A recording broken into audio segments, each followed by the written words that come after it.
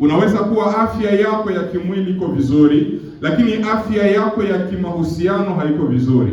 Afya yako ya kiakili haiko vizuri. MAM Média, la voix qui informe le monde. Dimension tatu.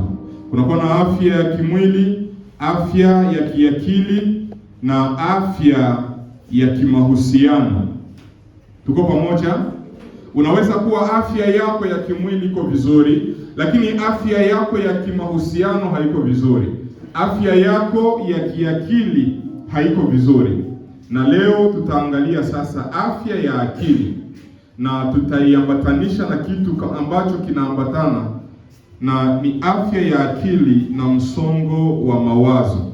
Anasema afya ya akili ni hali ya usitawi inayomwezesha mtu kufikiri vizuri.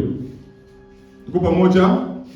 Afya ya akili ni usitawi unaomwezesha mtu kufikiri vizuri, ambayo inamwezesha mtu kufanya maamuzi, kukamata madecision. Tuko pamoja? Inasaidia mtu kushirikiana na wengine na kukabiliana na changamoto.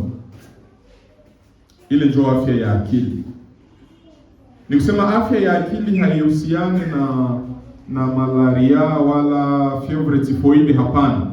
Haione magonjwa ya kimwili. Inaangalia sana vitu ya kiakili. Wakati unakuwa na uwezo wa kufanya kazi vizuri, unakuwa na uwezo wa kuhusiana na wengine vizuri, pale tunasema uko na afya ya akili. Ni wangapi ambao wanakuwa na afya ya kiroho, wanakuwa na afya ya kimwili, wanakuwa na afya ya kimahusiano, lakini hawana afya ya kiakili? Watu wengi ni wagonjwa kiakili. Sababu ambazo zinatuma mtu anakuwa na matatizo ya afya ya akili ni hizi. Kwanza ni matatizo ya kifamilia. Wakati mtu anakuwa na matatizo katika familia yake, inawezekana ni baba anakuwa na matatizo na watoto na mama, inawezekana ni mama anakuwa na matatizo na mume wake, inawezekana ni mtoto anakuwa na tatizo na wazazi wake. Pale akili yake inaanza kucheza, haitaturne tena vizuri. Inaweza kuwa ni changamoto za kifedha. Kunakuwa na watu ambao katika biashara zao wanapitia wakati mgumu, kazi haiende vizuri, umepoteza pengine fedha, umepoteza nyumba yako, umeibiwa, na ile inaweza kukuletea matatizo ya afya ya akili. Inaweza kuwa ni ugonjwa au kifo cha mpendo. Nione ni nani ambaye alishaka kufisha mtu wa karibu hapo? Mtu wa karibu, mama na baba, mama, baba, mtoto, bibi, bwana, sio watu ya karibu bali. Mtu wako wa karibu anapokufa, mpendwa wako anapokufa, inaweza kukuletea magonjwa au changamoto za afya ya kiakili. Kama ukipartisipe kumanani mabilio ya watu ambao wamekufisha watu wa karibu, unakuwa naona mtu iko na tendency ya kujitupa hata na mule mshimu. Mlishaka na watu ya vile. Ni kusema mtu unaona kabisa akili haiturne vizuri, amepatwa na msongo. Mgogoro kazini au shuleni, wengine katika kazi zao wanapatwa na migogoro, unakuwa na shida na bosi wako, unarudia kunyumba, unaanza kupiga kila mtu mwenye anapita mbele yako. Na zaidi sana ni wababa, anakia kunyumba, kukazi balisha mkwaza, mtoto hata hakuna kukohoa mnyumba. Sasa papa, kama nini yenye tulifanya papa leo? Ni matatizo ya afya ya kiakili, amepata shida katika kazi yake. Na ingine kitu ambayo inaleta matatizo ya afya ya akili ni hofu ya siku zijazo. Hofu ya siku zijazo. Unaona mtu anakuwa na incertitude ya avenir, hajue kule mbele vitakuwa namna gani. Zaidi sana kama sasa umezaa watoto tena ni wengi, na unakuwa katika nyumba ya kupanga na hauna kazi yenye iko stable, kazi yenye wanaweza kupatia mretrete. Unaanza sema hawa watoto nitabaacha namna gani? Unakuwa na susi ya wazazi wako wanaishi vibaya, na unakuwa na susi ya kuwapatia maisha mazuri, lakini kule mbele hauone tumaini. Unaanza kujiuliza, hao wazazi nitawatosha katika maisha ya chini namna gani? Ile nakuletea matatizo ya afya ya akili. Matatizo ya afya ya akili inagawanyika pia kwa sehemu. Kunakuwa na kitu ambacho wanaita msongo wa mawazo. Ni kusema mawazo yanakuwa mingi mpaka yanakupita, unakosa solution mpaka unakuwa deborde. Naita msongo wa mawazo. Kunakuwa na wengine ambao hawana msongo wa mawazo, lakini wanakuwa na afya ya akili. Anaweza kuwa amezaliwa sehemu fulani za ubongo hazifanyi kazi vizuri, na wakati anakomala tunasema iko na matatizo ya afya ya akili. Sio wote ambao wanakuwa na matatizo ya afya ya akili wanakuwa na msongo. Kunakuwa na wengine ambao hawana msongo, lakini wamezaliwa vile. Ni kusema mtoto amezaliwa, lakini kwa kadri anavyoendelea kukomaa, unaona akili hiyo haikomae vizuri. Anafikisha miaka 10 angali nafanya vitu ya mtoto wa miaka 2. Anafikisha miaka 12 angali najikomportesa vile mtoto wa miaka 5, na wanawaita wa debil mental. Ile nao ni matatizo ya afya ya akili. Lakini hatutaenda kule, tuzungumzie matatizo ya afya ya akili katika engo ya msongo. Kwa sababu katika dunia hii kunakuwa kila mtu iko stressi. Niveau ya stress inaweza kuwa inapishana sawa vile na niveau ya matatizo yenye tuko nayo inapishana, lakini kila mtu iko stressi. Sasa mnaona kama president wa nchi naye iko stressi, na nikiwaza hakuna mwenye iko stressi hapa kushinda president wa nchi. Mnajua kama wapasteri nao wanakuwa na stress, lakini eske pasteri anaweza kuwa na stress? Watu wa Mungu nao wanakuwa na stress. Kila mtu anakuwa na stress kulingana na shida yake. Na tumeona vitu ambavyo vinaleta stress ni vile ambavyo tulivitaja. Sasa tufanye nini wakati tunakuwa na stress? Kwa sababu stress ni kitu kibaya. Kinaweza tunaita ni matatizo, ni magonjwa, na kila magonjwa mwisho wake ni kifo. Unapoendelea kuweka stress, mwisho wa siku inageuka AVC. Unaona mtu anaanguka. Tufanye nini wakati tunakumbwa na ile stress? Na kitu cha kwanza kama Wakristo ni kuomba na kumtumainia Mungu. Haleluya. Unajua katika dunia hii watu wanaosumbuka na misongo ya maisha ni kwa sababu wamepoteza matumaini. Na hiyo ni katika sekta mbalimbali. Kama kazi yako inakuletea msongo, sababu ni moja tu, ni kwa sababu umepoteza matumaini katika kazi yako. Hauna espoir. Unaona vitu vinaenda mubaya, kazi inakuishia. Kama ni kazi ya kujiajiri, unafanya biashara, unaona biashara inaendelea kushuka. Unauzisha pesa au jue zilipita wapi. Unaona giza mkila kitu, na unaishia kupoteza matumaini. Unaanza kukata tamaa. Unapatwa na msongo. Kitu cha kufanya wakati unapitia zile changamoto ni kumtumainia Mungu. Wakati unaona shida, useme ya kuwa katika shida hii Mungu anaweza kuniletea baraka. Haleluya. Katika vita hivi, katika kazi yangu, Mungu anaweza kuleta baraka. Wakati unapata shida kukazi, kazi na kuishia, usikwe mwa ile kote ya kusema kazi imeisha, lakini jiambie inawezekana Mungu amemaliza kazi hii ili anipatie kazi nyingine. Unapokuwa unaendelea kugarder espoir kwa Mungu wako, unaepukana na msongo. Lakini kitu kingine ni kulala vya kutosha. Kukuwa na sommeil yenye iko profond na yenye inaendelea sana. Watu wengi wanapokuwa wako stresse, anaweza kumaliza usiku mzima bila kulala, inamletea mainsomnia. Na wakati unapata mainsomnia katika shida, katika wakati mgumu, ndivyo msongo unaendelea kupanda zaidi.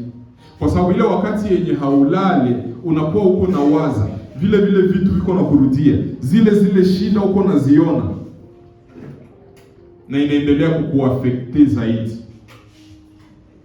Lakini unapokuwa na msongo, jipatie wakati ya kulala. Jipatie wakati ya kulala.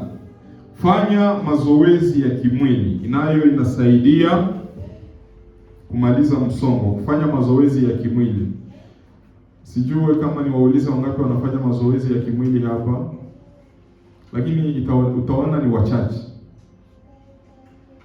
Watu ya mingi sana hatufanyi mazoezi ya kimwili. Fanya mazoezi ya kimwili. Mazoezi au sport ni za mingi. Inaweza wezekana wewe hautaweza kukimbia, ndio, lakini kuna na zingine sport za mingi. Inaweza wezekana wewe hautaweza kucheza kabumbu, ndio, lakini sport zingine ziko za mingi. Physique, activite physique, fanya mazoezi. Kuzungumza na watu unaowaamini. Unapokuwa na shida ambayo inakuletea msongo, usijiwekee nayo kuroho. Angalia mtu ambaye unaweza kupartaje naye shida yako. Haleluya. Angalia ule mtu wa karibu. Inawezekana ni mume wako, mke wako, mtoto wako, mzazi wako. Angalia ule mtu mwenye unaweza kupartaje naye. Wakati unasimulia shida yako, unakosa vile uko na ipartaje kwa mtu mwingine, uko na mubebesha kwa kale ka mzigo. Sijui ni wangapi ambao ulishakaona mtu mwenyeko mshida. Tuko pamoja? Mtu mwenyeko mshida anakia na kuona, anaanza kukuongelea shida yake, anakuambia shida yake, kisha sana anaondoka, unasikia roho inaanza kukuluma. Tulishakafikia pale kwa sababu ya shida yenye alikwambia iko nayo. Unaanza kusasa, huyu mtu anasema kazi inamuishia, kisha tena na garanti shaisha mnyumba ya kupanga, kisha baadaye kwa nasema atamtoshea vitu nje, kisha na watoto wako maexamia wako na wafukuza, anakuelezea shida, kisha unasikia roho inaanza kukuluma. Unawaza ni kwa sababu gani? Anakuwa kasha kuhamishia kwa ile shida yake. Na kama ile shida ingemuua usiku, haezi tena kukufa.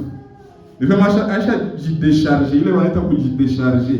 Kale kama mzigo kenye alikuwa anafungia kuroho, anakagawia mtu mwingine, unamsaidia kukabeba.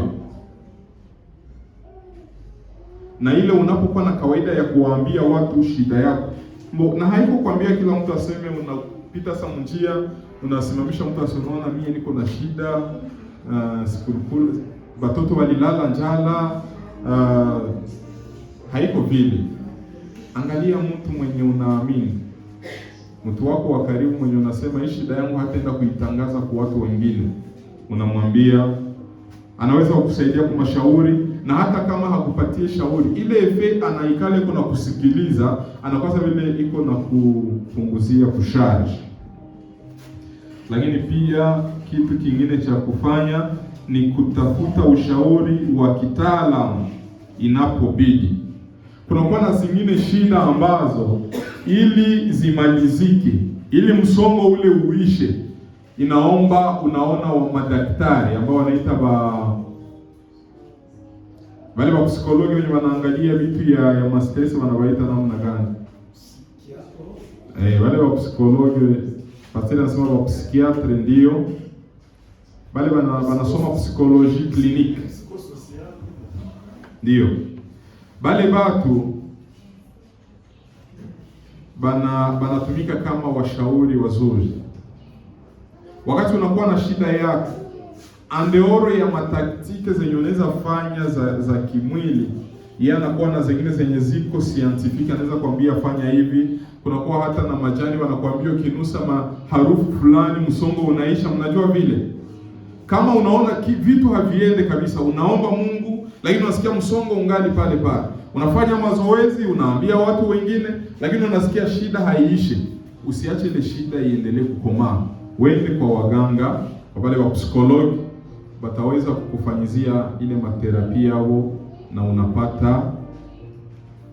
unapata majibu mazuri. Kwa sababu gani?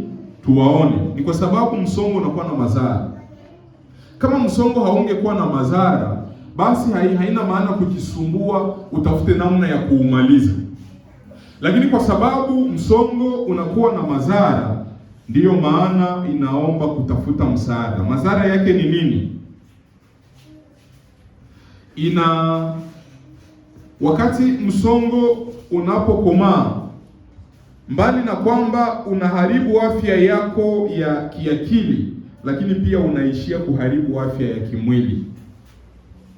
Tuko pamoja?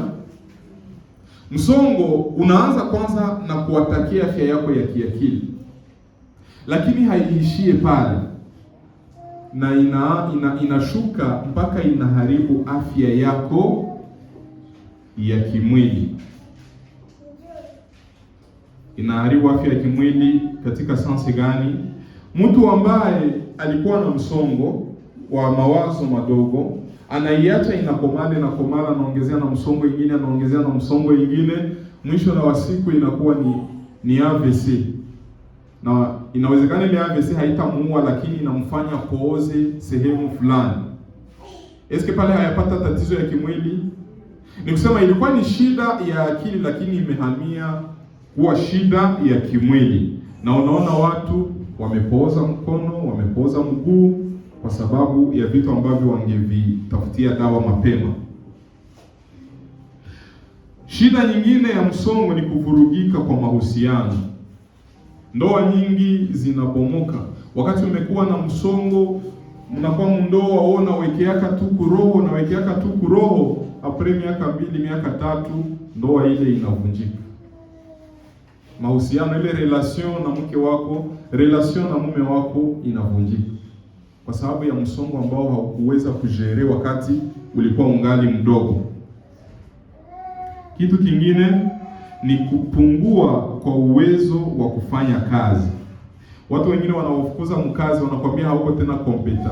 Unapokuwa na msongo na uko mkazi ya watu, utakuwa unafika pale unalala, wala unafika pale hautakuwa concentré, kisha wanakwambia hauko tena kompeta. Hauna tena uwezo wa kufanya kazi kwa sababu ya msongo. Na ukiangalia vizuri, wakati mtu anakuwa na msongo, hakuwake concentré, na hata kazi hauwezi kufanya. Kwa hiyo kwa sababu msongo unakuwa na madhara, afya ya akili inakuwa na madhara, ndiyo maana inatakiwa tutafute watu wa kutusaidia mapema. Katika kitabu cha Wafilipi sura ya 4 mstari wa 6 mpaka wa 7, neno la Bwana linasema hivi. Inasema katika Kiswahili cha habari njema, inasema msiwe na wasiwasi kwa neno lolote. Haleluya. Msiwe na wasiwasi kwa neno lolote. Kiswahili kingine kinasema msijisumbushe kwa neno lolote, bali katika kila neno kwa kusali na kuomba pamoja na kushukuru haja zenu na zijulikane na Mungu, na amani ya Mungu ipitayo akili zote itawahifadhi mioyoni mwenu na nia zenu katika Kristo Yesu. Amina. Msijisumbushe na mambo yoyote. Vile vitu vyenye vinakuletea stress, acha kuvifikiria. Waza kwanza, ndipo unaanza kufikiria. Ndipo unaanza kujistresser. Ulishapata solution gani? Depuis unaanza kusema sitakula, niko stressé, ulipata solution gani? Acha kujisumbusha. Lakini katika kila kitu, haja zako, ile mabezwe zako uziambie Mungu. Kwa njia gani? Kwa njia ya maombi. Ongea na Mungu wako katika maombi. Anasema katika kile kitabu cha Mathayo sura ya 11 mstari wa 28, anasema njooni kwangu ninyi nyote msumbukao na wenye kulemewa na mizigo mizito, nami nitawapumzisha. Haleluya.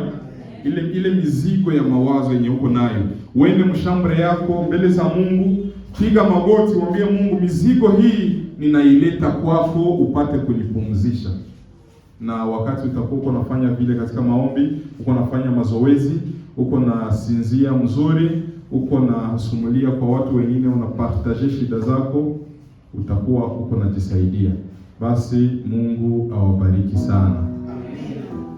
MAM Média, la voix qui informe le monde.